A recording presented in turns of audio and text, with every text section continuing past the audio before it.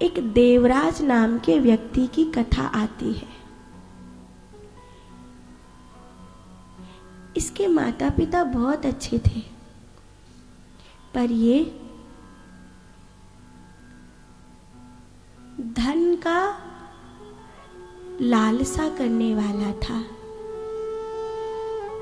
इसको साम दाम दंड भेद कैसे भी बहुत धन हो, कुछ हो ना हो, पैसा होना चाहिए, ऐसा। इसकी धन की कामना ने इसको शराब का व्यापारी बना दिया। जब ये लोगों को शराब बेच रहा था, तभी इसने इस शराब का सेवन खुद भी करना शुरू कर दिया और इसने अपनी पत्नी को, अपने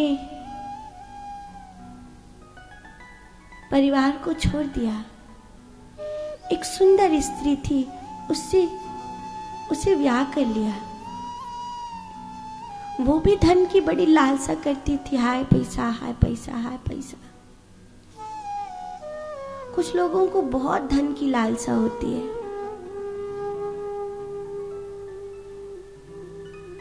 कुछ छूटे छूटे पर जेब में से 1 रुपया नहीं छूटे। देवराज ऐसा आदमी था, आसने शयने पाने भोजने क्रीडने तथा। उसके हर क्षण में पाप ही पाप था।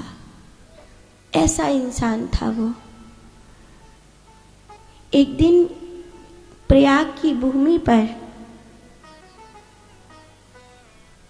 शराब बेचने के लिए आया। प्रयाग के राजा को पता चला कि इस तीर्थ की भूमि पर कोई शराब बेच रहा है, तो राजा ने उसको ढूंढवाया।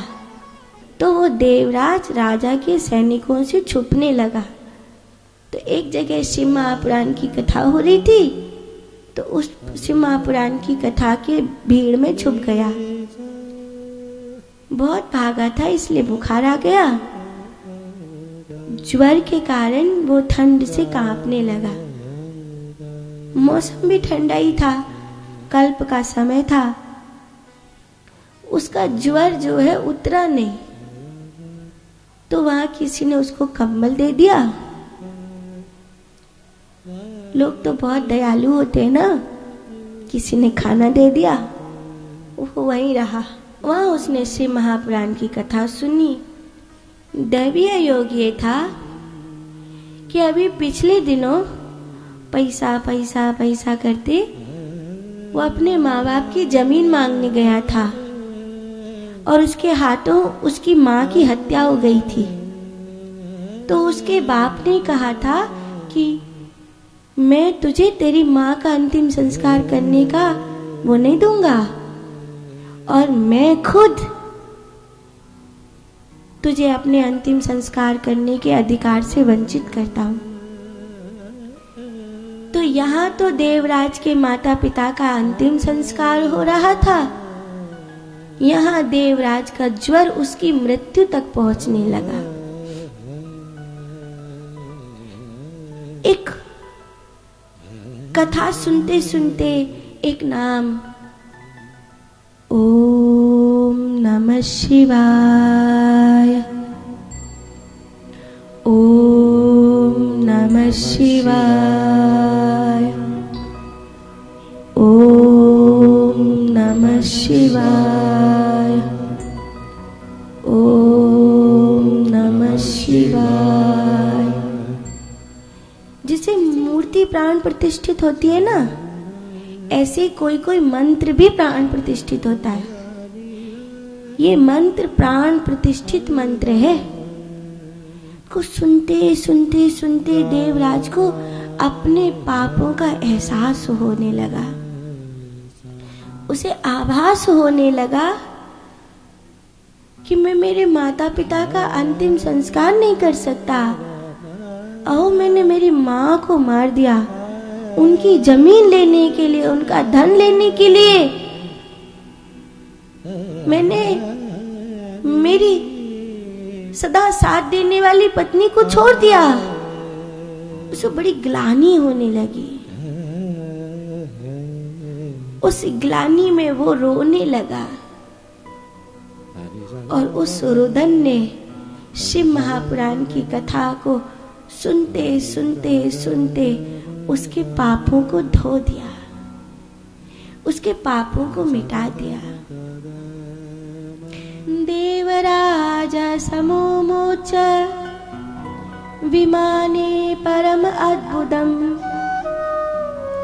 उपवेश्य यमदूता गंतुम कैलासमुत्सुकम।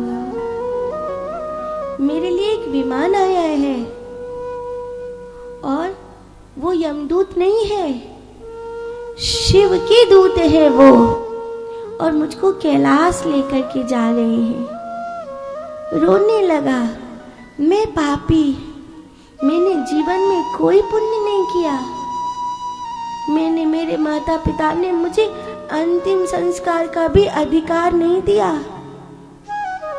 धन के लिए मैंने क्या कुछ नहीं किया। मुझे शिवलोक कैलाश में जाने की ऐसा मैंने क्या किया। तो शिव दूतों ने कहा, तुमने शिव कथा सुनी है, तुमने शिव महापुराण सुना है, तुम्हारे पापों का प्रायश्चित हो गया। महादेव बहुत भोले हैं। महादेव के दरबार में पात्रता नहीं देखी जाती, अपात्र को भी स्थान मिलता है। कहीं जाओगे तो देखा जाएगा जाने के लायक हो या नहीं, लेकिन महादेव के दरबार में कोई भी आ जाए, वहां ये नहीं देखा जाता कि तुम जाने के लायक हो या नहीं।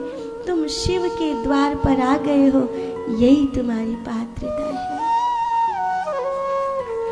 इसलिए तो तमाम प्रकार के बंगेरी, नशेरी, चिलमची और जाने को सब महादेव के चरण में चले जाते।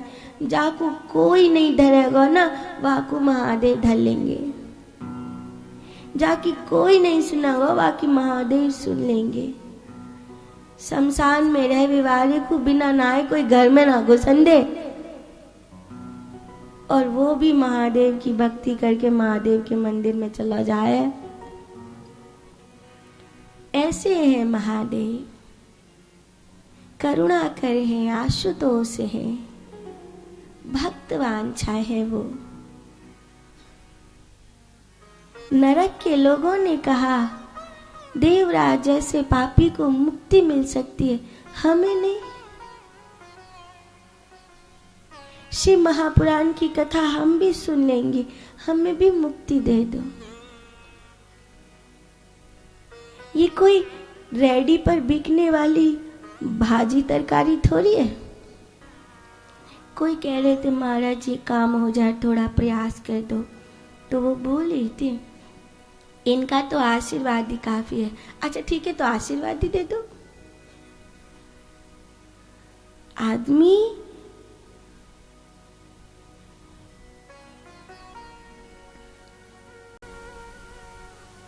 ध्यान कर रहा है और फोन चला रहा है, शिव कथा सुन रहा है और क्या क्या सोच रहा है, और फिर कह रहा मुक्ति दे दो। कैसे मिलेगी भाई? शिव कथा सुनने का मतलब है तू खुद शिव हो जाए। तू तो सो रहा है, तू तो आलस्य में पड़ा है, तू तो संसार का चिंतन कर रहा है, तू तो संसार में बह रहा है, तू शिव में कैसे स्थित होगा?